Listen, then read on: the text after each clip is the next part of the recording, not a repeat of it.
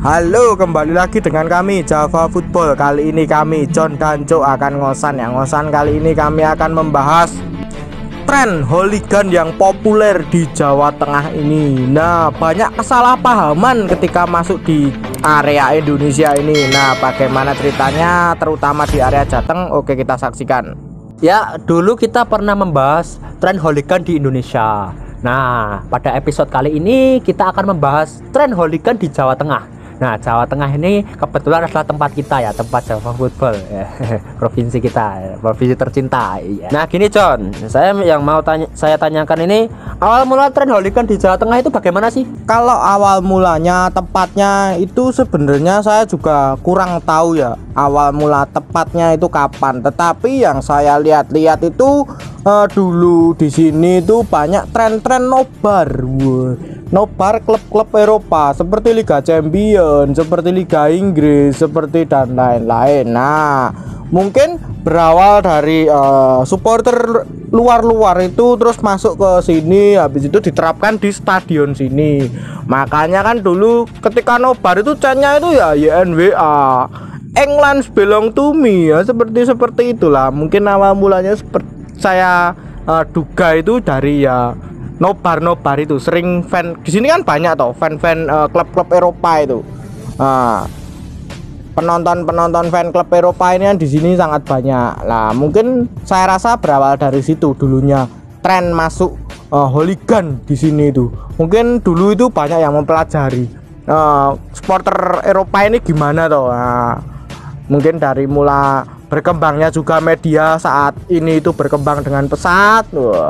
Berkembangnya juga media Instagram, Google, YouTube dan lain-lain. Mungkin berawal dari situ dipelajari. Sebenarnya sebelum hooligan itu tren di sini itu sebenarnya dulu ada ultras juga sempat tren di Jawa Tengah. Nah, ultras ini lebih masuk dulu daripada hooligan ini. Dulu ultras itu di mana-mana ada. Seperti dulu kemunculannya yang paling tenar itu dulu banyak di Jateng, termasuk Kurvanot Syndicate, terus juga Ultras Surakarta, terus juga dulu ya banyak lagi lah dan lain-lain. Kalau di Jateng itu tren ultras. Nah, di tahun-tahun 2014, 2013 itu masuk tren baru lagi yang bernama itu hooligan ini. Mereka itu berpakaian kasual, memakai barang-barang branded. Nah, itu awal mulanya masuk, saya kira seperti itu. Oh, dari nobar ya. Emang ya dulu itu di Jawa Tengah memang di berbagai kota itu sering mengadakan nobar, terutama Liga Inggris ya. Ya ada, kalau West Ham main ya nonton West Ham, Liverpool ya nonton Liverpool, Arsenal nonton Arsenal dan berbagai macam lah. Nah, itu mungkin yang memicu awalnya hooligan di Indonesia, di Jawa Tengah. Supporternya mana saja sih di Jawa Tengah itu yang berkultur hooligan? Wah, kalau supporternya banyak sebenarnya, termasuk Surakarta dari Kasual Solo. Terus dari Magelang ada Gate One. Nah, itu terus dari Banyumas, Kasual Banyumas juga ada. Dulu juga ada Atlas City Kasual dari Semarang. Terus juga ada Kasual dari Cilacap. Wah, ini menjamur. Terus juga ada Kudus, Kasual Kudus ini juga ada. Nah, terus masih banyak lagi lah kasual-kasual di Jateng ini menjamur.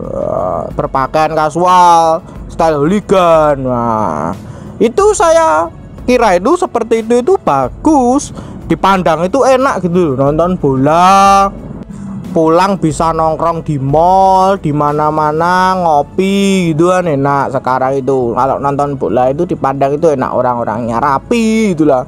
Nah, mungkin budaya-budaya yang dulunya itu blayer-blayer, terus budaya-budaya yang kurang baik itu seharusnya mulai ditinggalkan lah.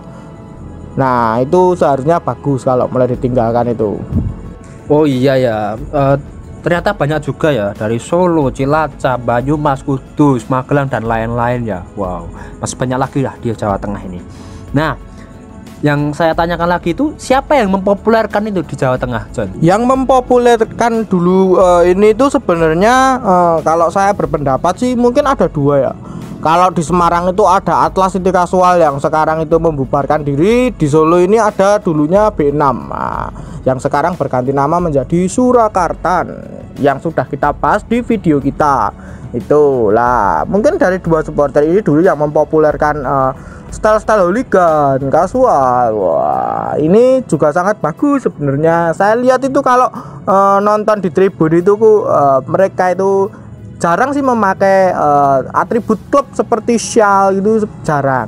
Nah, mereka lebih memilih berstyle kasual, ataupun banyak yang pulang kerja gitu masih pakai baju seragam kerja itu nonton bola itu banyak. Oh iya John, di era tahun 2014an itu saya tahu itu ada Atlas City Casual dari Semarang. Dulu tahun 2014an kan itu kayaknya besar ya, anggotanya juga banyak, sering ngecen ketika PSIS Semarang itu bertanding. Wow, lagu-lagu Inggris itu sering dinyanyikan oleh mereka. Dulu kayaknya mereka itu juga bersaing dengan Surakarta ya. Saat itu namanya masih B6 kalau Surakarta. Nah, itu kenapa ya bisa bubar ya? Nah, betul sekali. Atlas City Casual ini sangat disayangkan sekali ya, mereka membubarkan dirinya. Nah, tetapi saya lihat itu di tribun ya masih banyak lah embrio-embrio dari Atlas City Casual itu masih ada di tribun Semarang ini. Mereka kalau di Musuh Broto itu di tribun timur itu ada. Dengan alasan yang tidak disebutkan, Atlas City Casual itu membubarkan diri. Ya mungkin saya rasa ini dugaan saya sendiri sih. Saya rasa mungkin Atlas City Casual ini tidak mau menjadi pesaing dari Panzer Biru dan Snack. Nah, mungkin mereka lebih ke ya pecinta PSIS saja, lebih disebutnya lebih suka seperti itu, atau penonton umum. Tetap supporter dari PSIS Biru dan Snack. Nah, mungkin dengan seperti itu menurut pandangan saya pribadi. Tetapi saya ketika melihat PSIS berlaga itu embrio-embrionya dari Atlas itu ada di situ. Tapi mereka juga nge-chance kadang. Nah, meneror lawan juga tetap sama. Mungkin mereka lebih suka disebut penonton biasa. Wah, tidak suka disebut dengan nama-nama gitu, mungkin tidak suka. Ya seperti itulah. Nah, gini John, yang saya mau tanyakan lagi nih. Dengan tren hooligan di Indonesia, terutama di Jateng yang kita bahas sekarang ini. Tapi dalam realitanya sih terdapat banyak kesalahpahaman ya, perilaku hooligan yang tidak sesuai gitu. Ketika kita melihat di Eropa ternyata tidak sesuai dengan apa yang ada di Jawa Tengah ini lah. Kesalahpahamannya itu apa saja sih? Ya mungkin bisa dilihat itu kalau di luar negeri itu ada open fight, open fight lah nyebutnya apa. Kalau di sini itu bentrok gitu kan, bawa batu, senjata dan lain-lain. Ya seperti itu kan berbahaya untuk nyawa seseorang. Nah, kalau di luar negeri ini open fight itu dijadikan sebagai olahraga. Bisa jadi seperti itu ya, ketika musuh jatuh itu tidak diserang. Nah, seperti itu. Tetapi kalau masuk di Indonesia ini jatuhnya nanti berbeda itu loh. Saya takutkan seperti itu. Wah, ini juga kesalahan pertama.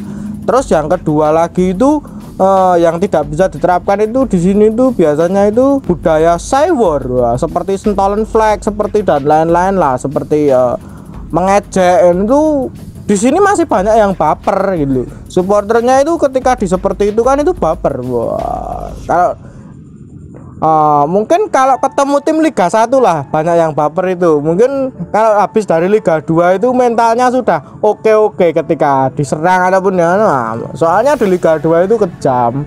Yang saya garis bawah itu yang open fight ya. Ya kita lihat itu di Eropa itu ya bener, ketika open fight ya musuh jatuh ya sudah. Beda kalau di sini musuh jatuh ya wassalam, innalillahi lah, itu loh yang saya miriskan itu gitu.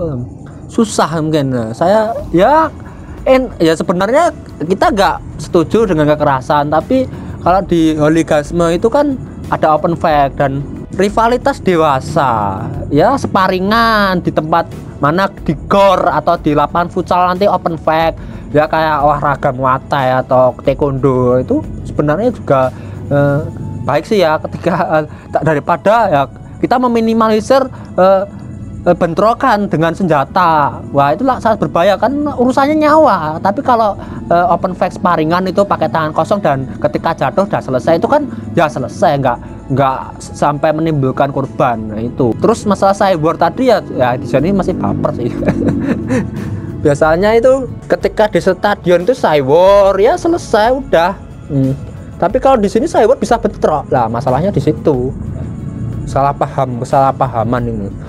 Nah, ini untuk saran-saran ke depan soal tren hooliganisme di Jawa Tengah itu bagaimana, John? Saran saya ke depan ini hooliganisme atau style kasual ini bagus sebenarnya. Ini menghilangkan citra negatif dari sepak bola itu. Sepak bola yang dulunya terkenal sak-sak etok gitu, terkenal gimana itu. Nah, itu bisa dihilangkan dengan citra style yang berbeda itu. Terus yang kedua itu jangan semua itu diambil di sini. Maksudnya itu dari Eropa itu jangan langsung diterapkan di sini, itu jangan dipikir terlebih dahulu ini bisa diterapkan di sini atau tidak. Contohnya seperti itu tadi, open fight itu tidak bisa diterapkan di sini. Open fight di sini oke, open fight gitu. Nanti bawa senjata atau bawa pedang selesai, rampung. Nah, itu nggak bisa. Terus lagi budaya cyber ini di sini mungkin belum bisa menerima 100% gitu loh. Masih banyak yang baper, masih banyak yang akan gila, akan aku konco kowe konco ngono kuwi. Ya tentunya seperti itulah. Kalau saran saya cukup satu ya, jangan sampai ada korban jiwa. Kalau mau rivalitas ya dewasa saja sih. Nah, itu dulu perbincangan kita soal tren hooliganisme di Jateng. Jangan lupa like, comment, and subscribe.